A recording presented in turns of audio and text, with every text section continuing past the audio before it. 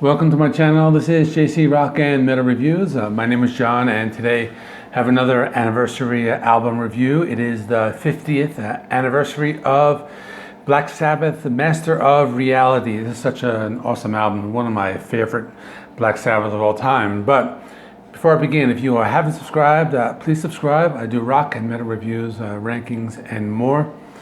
So this is their third studio album, released on July 21st, 1971, through Vertigo Records. It was produced by Rodger Bain, and he worked with Budgie and Judas Priest throughout the 70s. And this is an album that's very important in the world of metal because it's an album of a lot of firsts, and I'm going to be talking about that in a minute. But most of all, it could be considered like the first doom metal or stoner metal or sludge metal, amongst other subgenres. It does have the classic lineup. It has Ozzy Osbourne, Toni Iommi on guitars, Butler on bass, and Bill Ward on drums. So a few of the songs were down tuned, and this is kind of like one of the first bands to do this.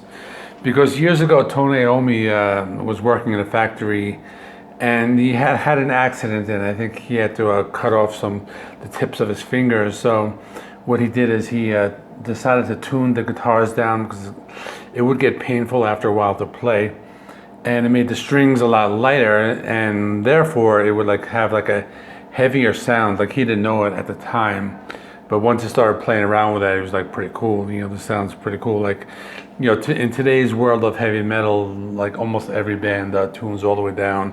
They might tune down one step or even down to like a drop D or drop C. The band does get a little more experimental. There are some really heavy songs. There are some like acoustic songs, some like classical songs, a few instrumentals. So they do a lot. It's a fairly short album. It's less than 35 minutes, but it is packed with a lot of great songs. So the album opens up with Sweet Leaf, and we're not going to pretend we don't know what it's about. It's about smoking weed. We all know that. Could be considered the first stoner metal song. So basically, when the song came about, they went to record it, and before they started recording, Ozzy rolled up a joint. They smoked it. Toni Iommi started coughing, and that was caught on tape, so they used that for the intro to the song. They got really high. They're super baked. They recorded this song. Afterwards, they got the munchies. They went out for some bangers and mash, and history was made. So this is the first stoner metal song, in the history of heavy metal, and many bands did follow in the years to come. So the next song, we go from stoner metal to something completely different. After Forever, and this could be considered like the first Christian metal song. Butler was a Catholic, and he was one of the songwriters. He wrote a lot of the lyrics, and it's still a heavy song. It still has this nice metal edge, heavy riffs and everything, but the lyrics are heavily Christian. I'm going to read some of the lyrics. This is one of the last verses. It says, perhaps you'll think before you say God is dead and gone. Open your eyes, just realize that He's the one.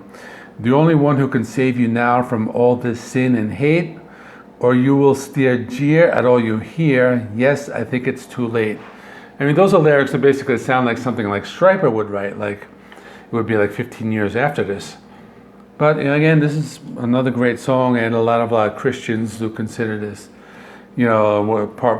Christian metal. So next is Embryo. This is just a short 30-second song. It's a classical instrumental. It's almost like folk metal. It has that they doubled the notes. It's pretty cool.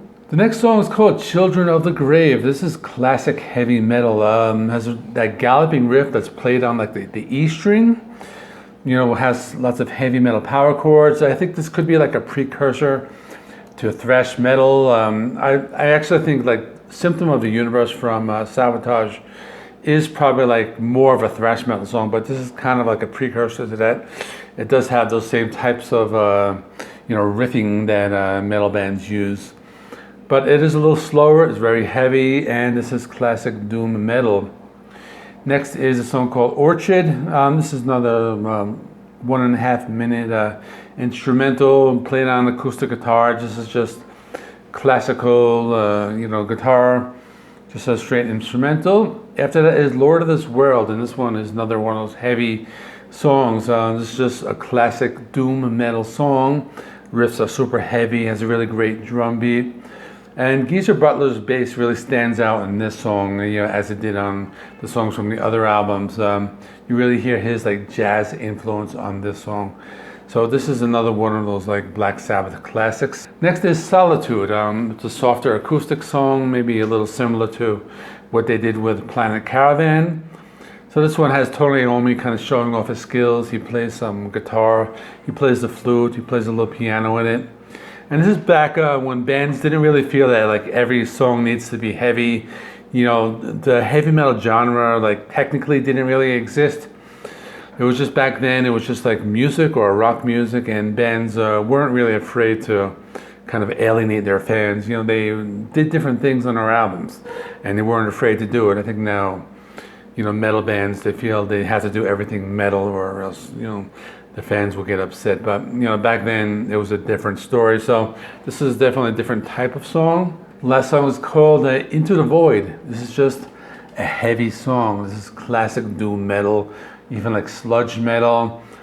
Now when you listen to the song, you hear like you could tell the band Soundgarden was influenced by this. They did do a cover of it like later on, and a lot of like different like grunge bands, were kind of influenced from the song, that you can probably tell. This is their longest song. Closes out the album. It's a little over 6 minutes. Just one of those songs just filled with riffs. There are some slow parts, there are some faster parts, some like chugging guitars. Just has everything you want in a heavy metal song. And that's it. Like I said, it's a shorter album. But it is very influential. This album appears on many lists of Rolling Stone's Top 500 had it on their list, and many metal bands do cite this as an influence. Many metal bands have covered these songs because these are just classic heavy metal. And keep in mind, this is 1971. This is there wasn't Judas Priest wasn't around, and Kiss wasn't around, and this is very early in the metal scene. One of the other metal bands are like maybe like Deep Purple or Budgie. They were kind of doing some heavy music, and there were other proto metal bands that were putting out some stuff. But this is some really heavy music. Probably one of my favorite albums. If I have to rate it, 10 out of 10, just because of the importance of it. And that's it. So coming up this week, tomorrow's Thursday, I'm going to do the Ozzy Osbourne ranking. I'm going to put off the Powerwolf one until next week because I thought this one was more important. And new releases, Yngwie Malmsteen, Mordred, and punk band The Descendants, so stick around for that.